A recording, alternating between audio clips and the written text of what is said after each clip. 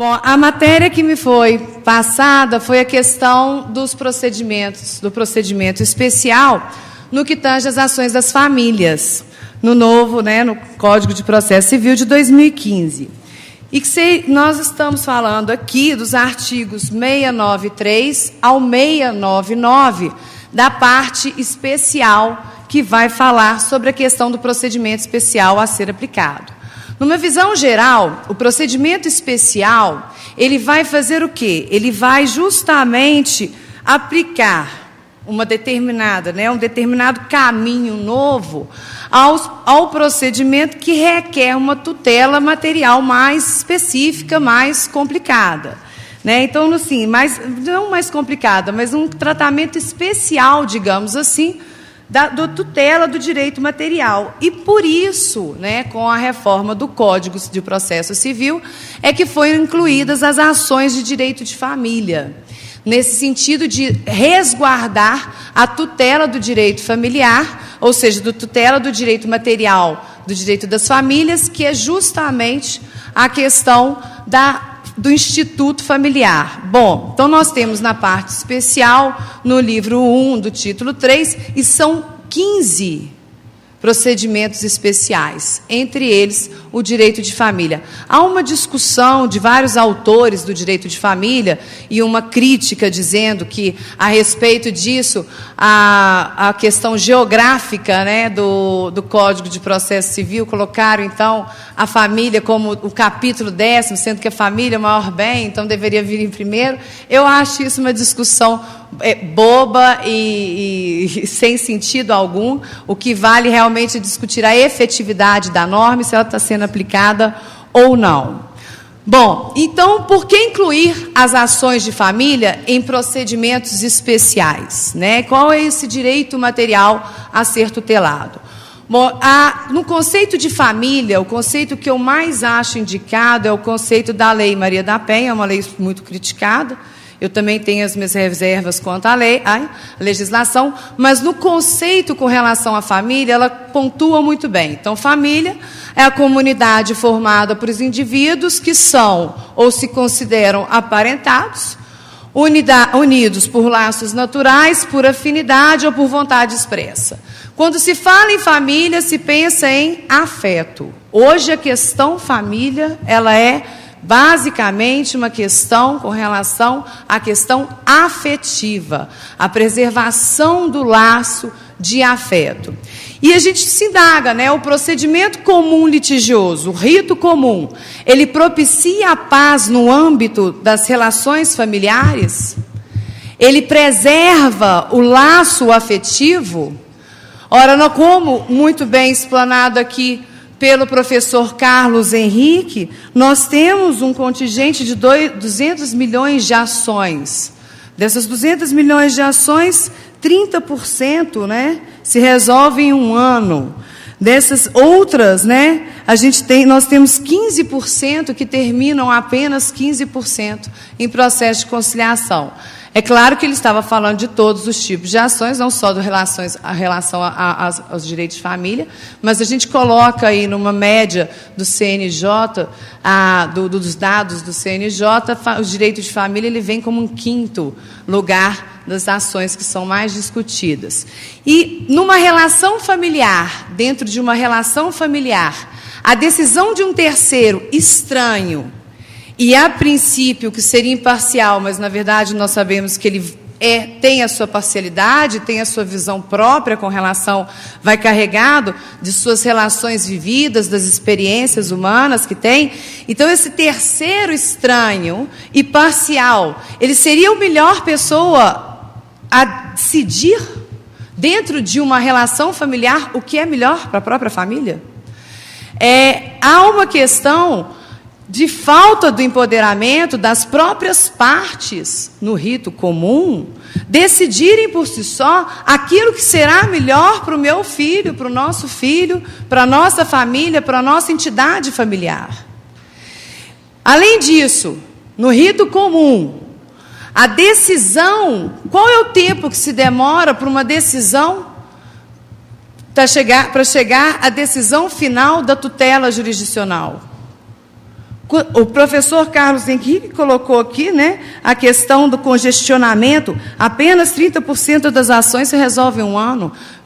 Eu pergunto aos senhores, qual ação de família consegue ser resolvida em um ano? Esse tempo não seria um prejudicial ao próprio afeto, a questão do afeto, da relação familiar? Até que ponto um processo judicial, ele consegue preservar o Instituto Família? Então, identificando isso, houve a necessidade de se incluir o direito das famílias em um processo, né, em um procedimento especial. E isso, para a gente, foi um ponto muito positivo para os advogados de direito de família, para aqueles que defendem os direitos das famílias. Bom, pelas ações das famílias, então, nós temos lá no artigo 693, quais são as ações das famílias que vão ser, né, sujeitadas e que vão se sujeitar ao procedimento especial. São elas o divórcio, a separação, e aí há uma discussão profunda do fim da separação com a emenda constitucional 66, que eu não tenho tempo para entrar nessa questão. O reconhecimento e extinção da união estável, a guarda, a questão de visitação, que nós preferimos falar em convivência, e a questão da filiação. Ficam fora do procedimento especial as questões envolvendo as ações de alimentos, o que tem uma legislação própria e muito criticada, porque é uma legislação de 50 anos atrás, ela é de 68, e as questões também com relação ao Estatuto da Criança e do Adolescente, do ECA. Então, tirando essas duas questões, as outras, com relação a divórcio, separação, filiação, guarda, convivência e extinção e reconhecimento da união estável, ficam todos a cargo de passar por um procedimento especial.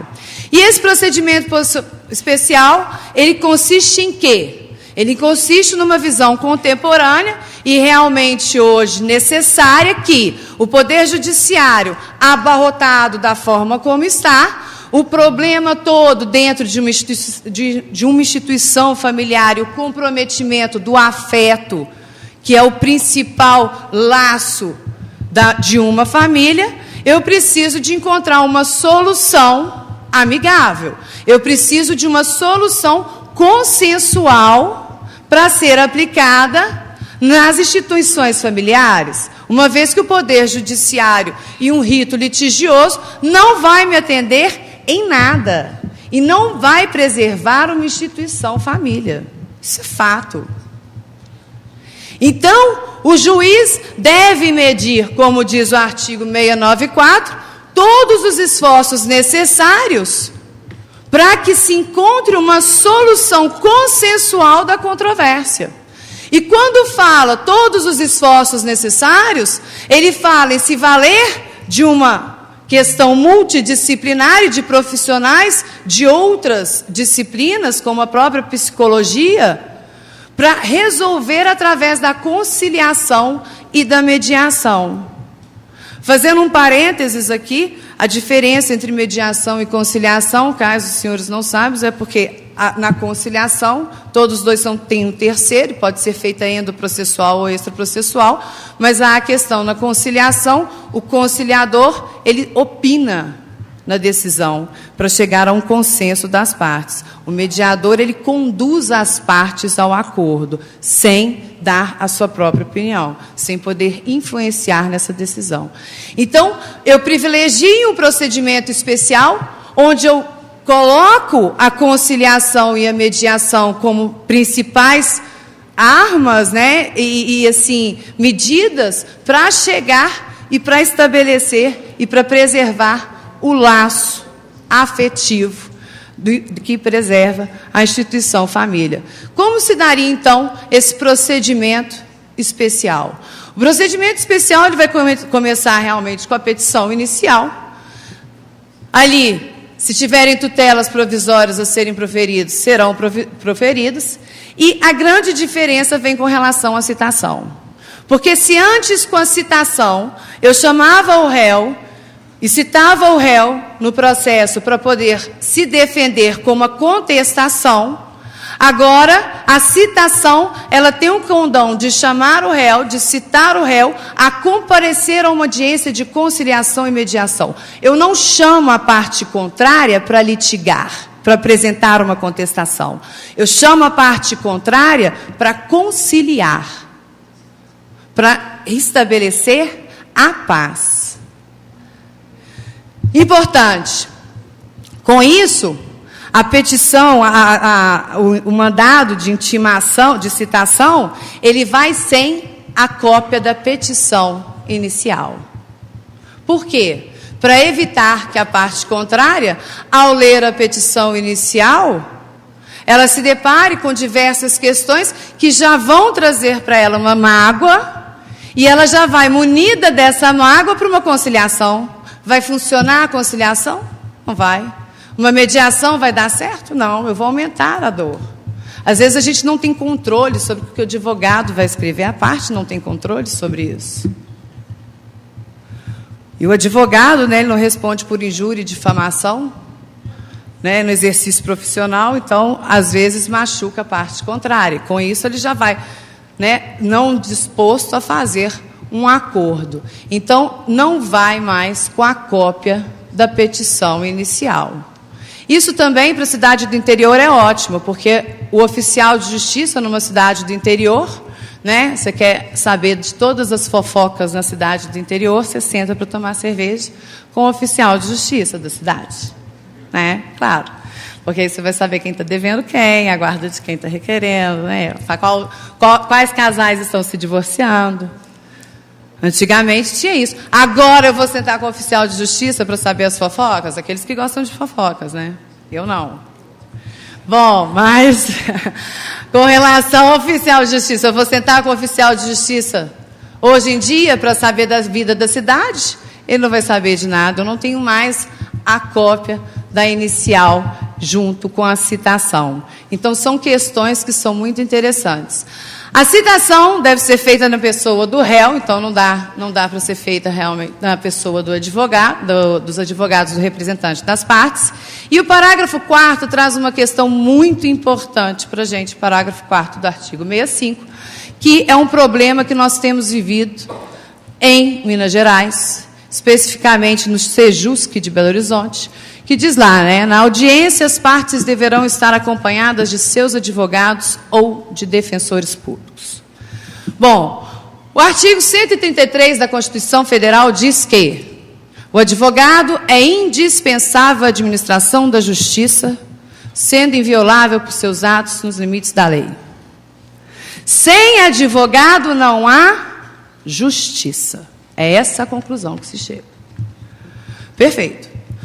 A participação do advogado é para quê? Para garantir à parte que o seu direito vai ser resguardado e para garantir à parte que ela tenha conhecimento do seu direito, para poder debatê-lo ou dispor dele, dependendo do direito que for, na mediação e na conciliação.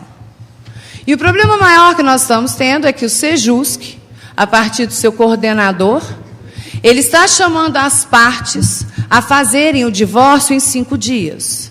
É tipo aquela questão assim, traga o seu amor de volta em 7 dias. Você diz que está, divorcia-se em 7 dias. Leve o seu amor para longe em 5 dias.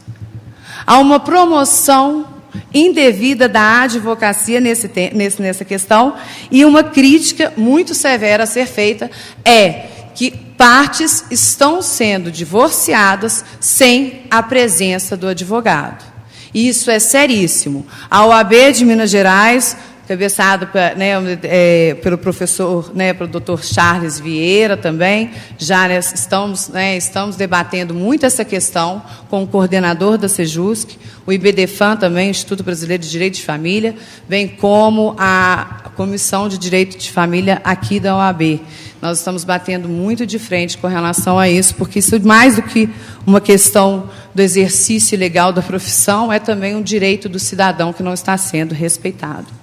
Bom, meu tempo está se esgotando, mas para a gente falar rapidinho, ocorrendo a audiência de mediação e conciliação, Nas outras mediações, há um prazo máximo de 2 meses. Na questão de família, não. A questão de família vão ser feitas quantas sessões forem necessárias para se chegar realmente à paz efetiva e à resolução efetiva do conflito. Porque se nós podemos enxergar numa questão empresarial que uma decisão judicial chega à resolução do conflito, na questão de família, a efetividade da resolução do conflito, ela não vem com uma decisão judicial, isso eu tenho certeza. Acordo homologado, paz entre as partes. Acordo frustrado, volta-se lá para o artigo 335, então a parte será, então, dado aberta a vista para ela apresentar a sua contestação.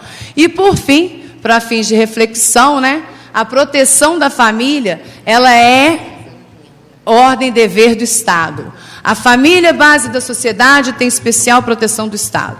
O Estado assegurará a assistência à família na pessoa de cada um dos que a integram, criando mecanismos para coibir a violência no âmbito de suas relações. Ora, se a relação é de afeto, a gente fica com a conclusão final. Os procedimentos especiais são uma forma de coibir uma violência indireta, ou seja, com menos litígio, nas relações familiares, no laço afetivo que forma a família. E com isso, eu termino a minha exposição, agradecendo a todos pela presença e agradecendo a professora doutora Daniela Barroso. Muito obrigada pelo convite mais uma vez.